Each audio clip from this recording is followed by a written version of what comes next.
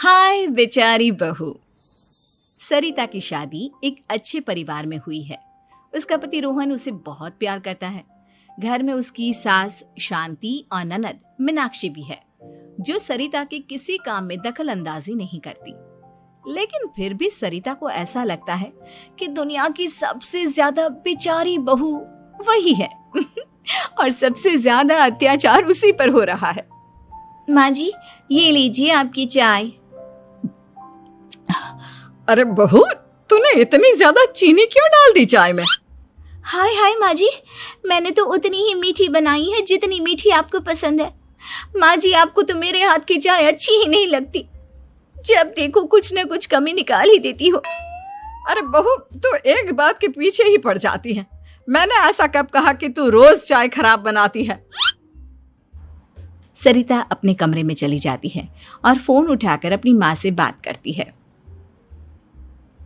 Hello माँ, कैसी हो आप? क्या कर रही हो?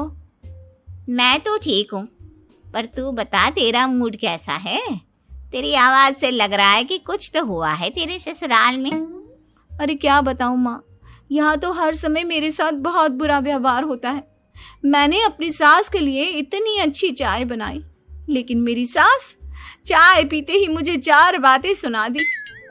बेटी, तू इतनी छोटी छोटी बातों पर ध्यान ही क्यों देती हो?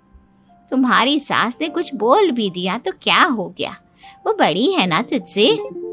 माँ ने इतना समझाया, लेकिन इस बात का सरिता पर कोई असर नहीं हुआ।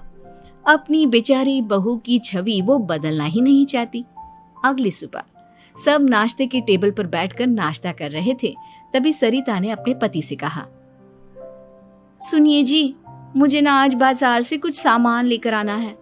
आज आप ऑफिस से आने के बाद मुझे लेकर चलना ना। भाभी, मुझे भी कुछ किताबें खरीदनी है। आप दोनों जा ही रहे हो तो मेरी किताबें भी ले आना। लो, अभी तो बात ही की है बाजार जाने की, तो एक फरमाइश आ गई। माँ जी, आप भी बता दो कुछ, और हाँ, मोहल्ले वालों से भी बोल दो अगर वो कुछ मंगवाना चाहते हो तो। बेचारी मीनाक्षी अपना सा मुंह लेकर रह गई। ये सब देखकर रोहन से चुप नहीं रह गया और वो गुस्से में बोला, सरिता, क्या हो गया है तुम्हें? मीनाक्षी ने तो सिर्फ किताबों के लिए बोला है।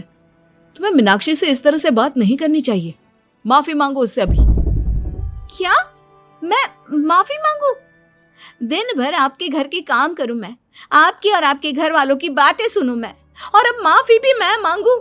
ऐसा कभी नहीं हो सकता। ये बोलकर सरिता वहां से चली जाती है। एक दिन उनकी पड़ोसन घर आती है। अरे सरिता, क्या कर रही है? और क्या करूंगी भाभी जी, बस घर का काम ही कर रही हूँ। आप बताओ कैसे आना हुआ? अरे मैं तो तुम्हारा हालचाल पूछने आई थी, लेकिन तुम तो बिजी लग रही हो। कोई बात नहीं, मैं बाद में आ जाऊंगी। और क्या करूं भाभी जी, जब से शादी होकर आई हूँ ना, बस काम ही कर रही हूँ। और इस घर में ना कोई मेरी कदर नहीं करता। पति है जो बस घर से ऑफिस, ऑफिस से घर। ननद को तो कॉलेज से फुर्सत नहीं। बची सास तो उनका सारा समय मेरी गलतियां निकालने में लग जाता है। अरे ये क्या कह रही हो सरिता? तुम्हारी सास तो पूरे मोहल्ले में तुम्हारी तारीफ करती फिरती है कि तुम बहुत अच्छी हो, पूरा घर तुम्ही ने संभाल रखा है। हाँ तो क्या हुआ, इसमें गलत क्या कहती हैं? सच्ची तो कहती हैं। मेरी मर्जी के बिना इस घर का पत्ता भी नहीं हिलता। शाम को जब रोहन घर आया तो उसने सबसे कहा, कल हम सबको मौसी जी के घर जाना है। उनकी बेटी की शादी है। सब अपनी अपनी पैकिंग कर लो, सुबह होते ही निकल जाएंगे।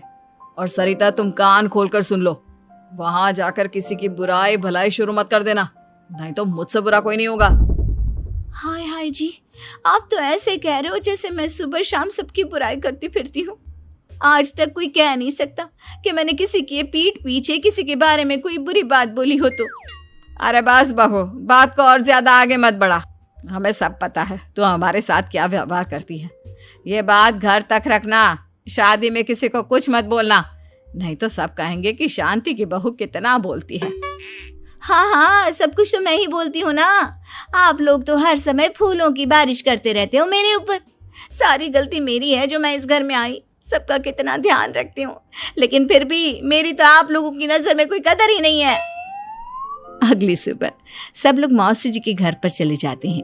वहां पर शादी का माहौल होता है, सब जगह चहल पहल होती है, बहुत सारे मेहमान आए हैं। सरिता को वहां बहुत अच्छा लग रहा है। वो अपने मन में सोचती है, यहाँ कितना अच्छा लग रहा है, कितनी रौनक है। मैं यहाँ किसी से ज्यादा बात नहीं करूंगी।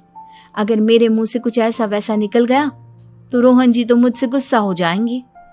सरिता ये सब सोच ही रही थी कि वहां रोहन की कजिन साक्षी आ गई और सरिता से बोली, आप सरिता भाभी हो ना? जितना आपके बारे में सुना था, आप तो उससे भी ज्यादा सुंदर हो। हाँ वो तो है, मेरी सुंदरता की तारीफ सब करते हैं। मेरे मायके में तो सब यही बोलते हैं कि रोहन जी की किस्मत बहुत अच्छी है जिन्हें मैं मिली। लेकिन आप कौन है? मैंने आपको पहचाना नहीं। मैं रोहन भैया की कजिन हूँ। आपकी शादी पर नहीं आ पाई थी ना, इसलिए आप मुझसे मिली नहीं कभी। शांति मौसी और मीनाक्षी आपकी बहुत तारीफ करते हैं। क्या कहा तुमने? मेरी तारीफ? कभी नहीं। मेरे ससुराल वाले कभी मेरी तारीफ कर ही नहीं सकते। मैं इतनी अच्छी हूँ, मेहनती हूँ, लेकिन उन्हें तो मेरी कदर ही नहीं। सारा दिन घर का काम करती हूँ, फिर भी मेरी सास ना मुझे सुनाती रहती है, और पति भी मेरी सास की साइड लेते हैं। ना कभी बाहर ले जाते हैं, ना कहीं घुमाने। अगर घुमाने के लिए कभी बोल भी देना तो उनकी बहन बीच में आ जाती है। मैं कैसे रह रही हूँ उस घर में, ये मैं ही जानती हूँ।